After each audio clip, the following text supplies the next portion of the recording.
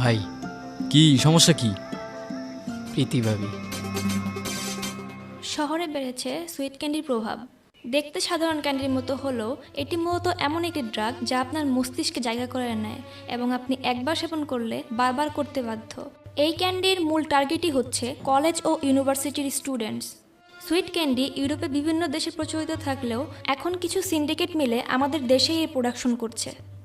সিন্ডিকেটগুলো এখন পর্যন্ত ধরাছোঁয়ার বাইরে থাকলেও একটি গোপন অভিযানের পর মোস্ট ওয়ান্টেড লিস্টে এখন একজনেরই নাম, নির্জন নামের।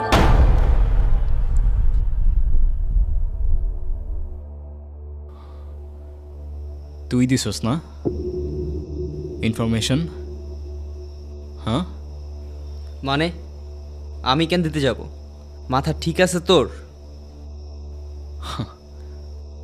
জবান লুকায় তো লাভ নাই রে ভাই, তোর চোখ সত্যি বলে দিতেছে।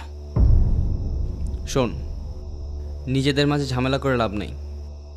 বেটার তুই কিছুদিনের জন্য আন্ডারগ্রাউন্ড হয়ে যা। ও আচ্ছা, তাইলে এই প্ল্যান? হ্যাঁ, কিসের প্ল্যান? সেই দিন তোর ওই টেক্সট পুলিশ ঝামেলা করতে পারে, তুই কেমনে জানলি? হ্যাঁ, আগে তো কখনো করে নাই।